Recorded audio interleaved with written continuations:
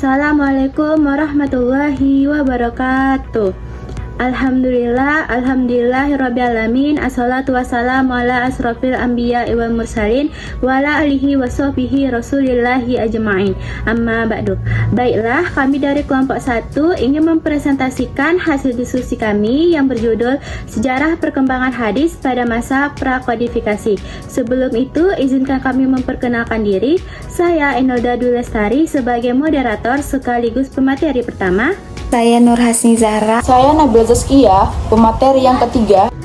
Sejarah perkembangan hadis pada masa prakodifikasi, yaitu perkembangan hadis pada masa sebelum pembukuan hadis secara resmi atau kodifikasi. Pada masa ini terbagi menjadi 3 periode. Yang pertama pada masa Rasulullah SAW, yang kedua Khulafaur Rasyidin, yang ketiga pada masa Tabi'in. Hadis pada masa Rasulullah SAW. Pada masa ini dikenal juga dengan Asrul Wahyu wal Takwin, yaitu turunnya wahyu dan pembentukan masyarakat Islam.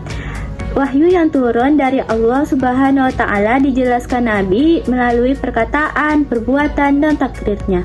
Penyampaian hadis oleh Rasulullah SAW dilakukan berbagai cara agar ajaran Islam dapat mudah dipahami dan diamalkan oleh para sahabat. Beberapa cara yang dilakukan oleh Rasulullah SAW dalam menyampaikan hadis. Yang pertama yaitu secara lisan.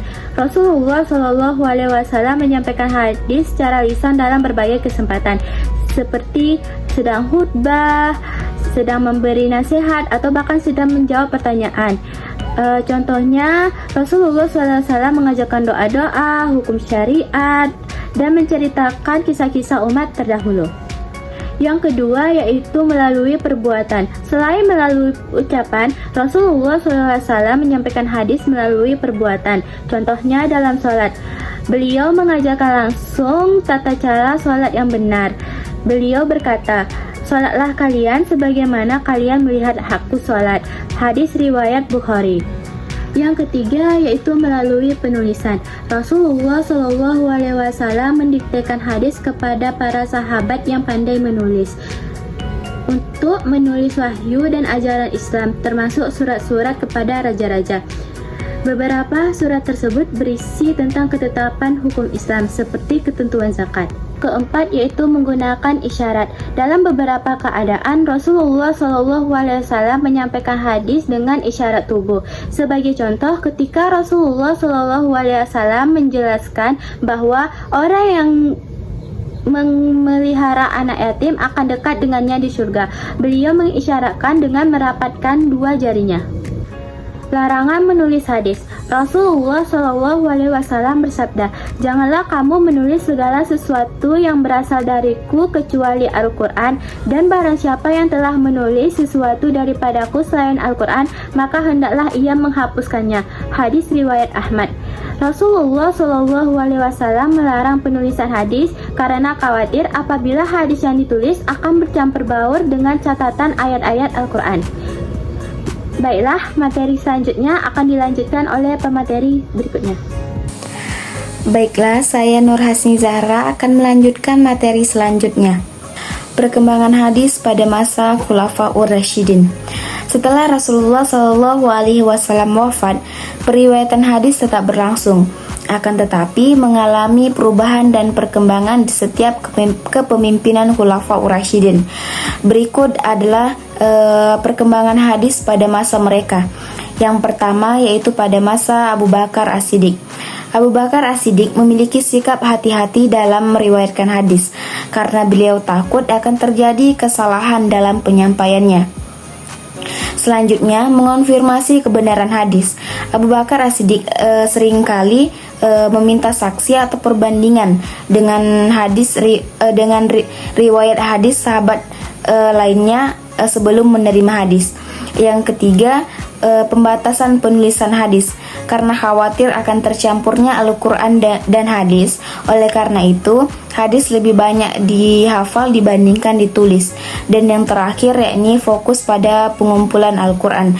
Abu Bakar lebih fokus dan utama mengumpulkan Al-Quran agar tidak hilang ataupun Selanjutnya yang kedua pada masa kepemimpinan Umar bin Khattab.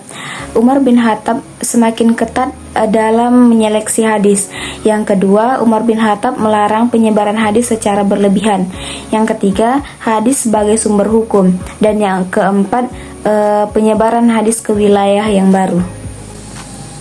Yang ketiga, pada masa Utsman bin Affan. Pada masa Utsman bin Affan, hadis sudah mulai banyak diajarkan secara luas. Selanjutnya, peningkatan kebutuhan kodifikasi hadis. Selanjutnya, masih mengutamakan hafalan, dan yang terakhir, peran ulama dan ahli hadis. Dan yang terakhir, pada masa kepemimpinan Ali bin Abi Thalib.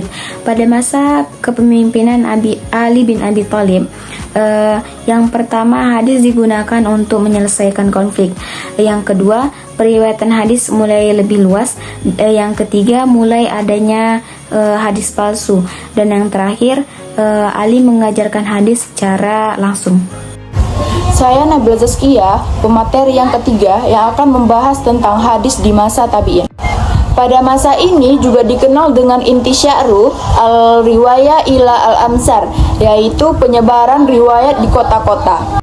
Nah, pada fase ini juga banyak sahabat yang mendapat julukan bendaharawan hadis, yang berarti mereka yang meriwayatkan lebih dari 1000 hadis.